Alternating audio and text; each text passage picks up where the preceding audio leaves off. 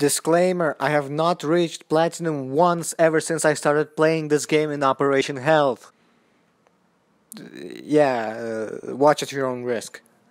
Hello everyone, TXephy here. So, my main castle is getting reworked. And it's going to be a rework along the lines of the Captain rework, where not much is going to change, but he's going to become more viable. And that's good.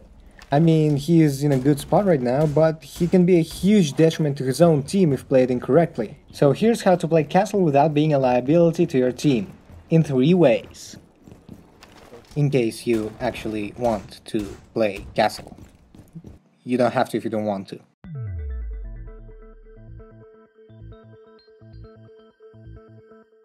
First of all, what even is castle? Well, Castle is a 2-armor, 2-speed, vanilla defensive operator, a member of the FBI SWAT who should be free for all owners of the game, unless you bought the starter edition. He can be played as an anchor or a roamer, although I prefer roaming with Castle myself. Let's talk about his gadget. His gadget, the Flex Tape, grips on tight and bonds instantly.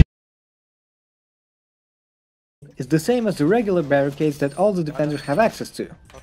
But it is completely bulletproof, with the exception of Glass Odds 3 and the Korean Boss G. It also takes 12 melee hits to destroy instead of the regular 3, and it also takes defenders slightly longer to tear it down with their crowbars. Castle has access to 3 rolls of Flex Tape, which he can put on any door or window of his choosing. It is a very helpful gadget when used right, but a lot of people don't really know when are the right situations to use it. Because the thing is, well, there are not a lot of situations where the gadget helps the defenders while also not doing the same for attackers. Why? Because every single entry point that defenders don't have to worry about is also a rotation the attackers can just ignore. That is, unless the barricades are placed outside, but in this case they are just very easy to destroy by the attackers, with a few exceptions to which we will get to in a minute. Thereby rendering them completely useless, and you might as well have picked a different operator. Also, fuse exists, so be really careful when barricading those outside-facing windows. Still though, with such great responsibility, the power he has must also be just as great, right? Well, let's see. His weapon loadout consists of the M1014 semi-automatic shotgun, the UMP-45 submachine gun, and the M45 Muesoc and the 5.7 USG semi-automatic pistols. The M1014 boasts relatively subpar damage for a weapon of its type, but it can be a lot of fun to play with in tight angles and casual. The UMP though is the weapon option that you'll be seeing most of the times on Castle, mainly because the situation where he is the most useful are when he has to block very long angles and lines of sight with his barricades, and contesting those with a shotgun is a death sentence. It has high damage, virtually no recoil, and very low fire rate. Not as low as Frost's or Caveira's SMG, but along those lines. It is a very potent primary weapon and will 3-shot most attackers. Well, unless they're Finka boosted. But you should really be going for headshots with this thing, mainly because of the aforementioned incredibly low recoil. Also, a little known fact, but the UMP also gains 2 extra damage when attaching the extended barrel. Would this really come into play when it would actually determine a result of a gunfight? Probably not. But still, it's a very curious thing that Rogue 9 discovered, that makes me run it with the angled grip and the extended barrel, although if you don't really like having horizontal recoil that much, I would probably change it for a compensator instead. For sights you can use anything you want, although I'm more of a fan of the Holographic. As for the secondaries, use any pistol you want, they're both great really. I personally use the 5.7 with the muzzle brake and the laser attachment myself. For his secondary gadget options he has access to impacts or the bulletproof camera. Use the impacts. They are not only useful for opening up sight in case you don't have any other operator who can do that, but they are also a must-have on Castle to do his job properly. I will get back to that in a minute, but just trust me on my word for now, impacts are much more useful on Castle. Now, what is actually Castle's role in a team? Well, he is a very niche operator with some very specific usages which we'll get to in a minute. Still though, in a coordinated team, Castle is often a part of an important strategy that involves heavy destruction and rotation manipulation. And even if you are not in a heavily coordinated team, there are some maps with some objectives where not playing Castle is just asking for trouble. So knowing what size those are is very important. But enough with the introduction, here are 3 ways to use Castle's Flex Tape that are beneficial for your team. Okay, number 1. Block crucial lines of sight.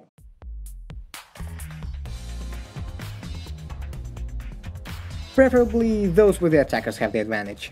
What do I mean attackers have the advantage? Well, basically I'm talking about the sightlines, which can be easily held by attackers without any way to contest them other than that very specific line of sight. Which is not really something you should be doing, since the attackers have the better weapons, the better sights, the better tools of destruction, Бум! Бандит вовнутрь забежал. the better Blackbeard, and in general no way to counter them unless you're willing to run out and try to contest them from their flanks. And yeah, this might work a couple of times, but it will be very much expected after the first time you try it, and you really need a more reliable counter. This is especially important on some objectives where a single hallway just basically means everything for the defender rotations, and losing control of it essentially equals to losing control of the entire match. Think about how many times you have died because you needed to rotate from a bad spot, but couldn't because an attacker was holding a nasty angle right outside the room, through which you would rotate. If Castle's Flex Tape was blocking their line of sight, perhaps it would have went a little differently. Now, you have figured out a couple of spots where you might need a Castle Barricade to cover your rotations from attackers going ham on them. What do you do now? Well, most importantly, you should have a rotation set up if you have to pass through that doorway or window that you blocked, without giving your enemy a proper line of sight to work with. Usually an impact hole right next to that door or slightly further away from it should be good to go. You can also ask your Jaeger to set down an ADS to protect the barricade from being destroyed by an Ash Charge, Zofia Impact, or anyone currently with frags. Right now, that being Finka, Sledge, and the Cooler Sledge. Glass is still a huge threat though, since he can both shoot through a barricade and he also has the thermal scope, which lets him see defenders moving behind the barricade more easily. These barricades can also be rendered completely useless if the enemy doesn't try to contest the aforementioned lines of sight, and you might as well have picked a different operator. But if they do contest it, then you really helped out your team by a lot. Examples include Skyscraper, Exhibition Hallway, put a rotation on a soft wall right next to the door, preferably on the side that's closer to the Dragon Wall.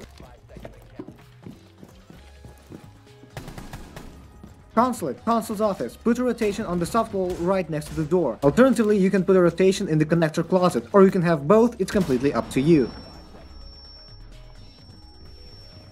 Consulate, admin office, put a rotation in the kitchen closet however you like it. I prefer having it open from the admin hallway.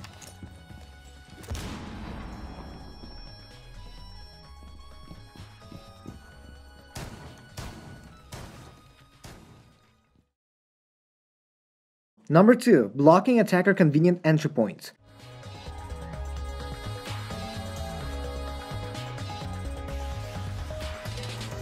This is mostly useful to prevent rush capture/plants on objectives that allow it. Usually, the alternative entry points are in the neighboring rooms that are much easier to hold by the defenders, like the alternative bomb site. One thing you should always keep in mind when placing those barricades is avoiding placing them on the outside of the building, as it is very easy to destroy them without any way to contest, especially when it's on windows. Even if it's not against a rush, it's still going to be pretty useful in funneling the enemy to use the other entrance to the objective unless they're willing to open the castle barricade, which should in most cases leave them in a vulnerable position or spend a lot of resources. Although in this situation a Jaeger ADS might be a bit easier to spot and destroy, since the entry points we're blocking are convenient for attackers, which means that the rooms they lead from are going to be taken by attackers easily, or at least it's going to be harder than usual to contest them as a defender, and unless they're blind, they will be able to spot the ADS easily and destroy it. Unlike the first way to use castle barricades, this one is much more straightforward and helpful to the team, but the downside is that there are not a lot of places where you can put those kinds of barricades. Examples include border, ventilation entrance from main hall, the rotation should be from server to vents.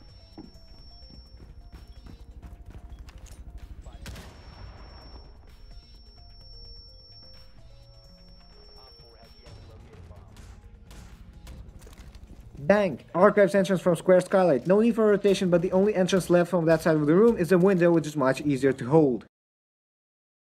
Finally, the last way to use castle barricades is probably the most important and definitely the most fun, since there are many ways you can experiment with this method along with your teammates, and that is to block your teammates.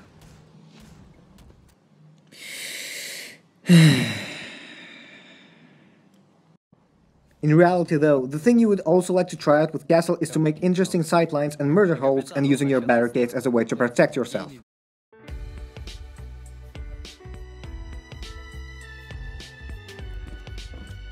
From being rushed and at this point just outgunning the enemy. There are many different ways to do it, and this is where your really creative side will come out. You might ask a friendly smoke or a mirror to help you out with the creation of the aforementioned murder holes. Just try to not mess up your teammates, and remember that it takes just one explosive to ruin your whole day. Examples include border, CCTV room, block outside entrance facing the armory and make shotgun holes on head level. Or you can do it on body level or leg level, it's just you be the judge.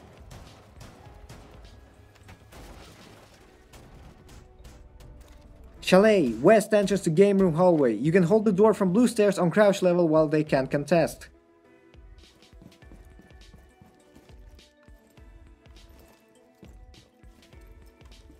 Skyscraper, lounge entrance from terrace, make a rotation right there. It's not really that special, just a pixel peek that no one expects because who the fuck does that?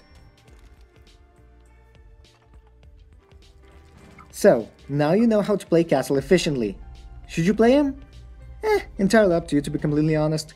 Personally, Castle is one of my favorite operators just because people don't really expect to see him, and a lot of people still don't know that you can actually melee his barricades down, making him that much more useful. Still though, with all those Ashmains hanging out there, you might be wondering whether playing Castle is still a good idea or not.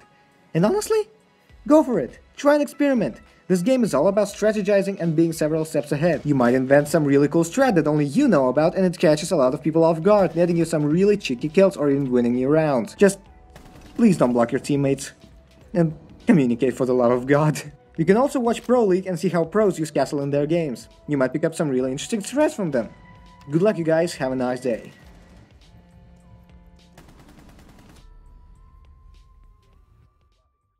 Also, Ubisoft, please don't ruin Castle's identity as a handsome carpenter. Okay, thanks, bye.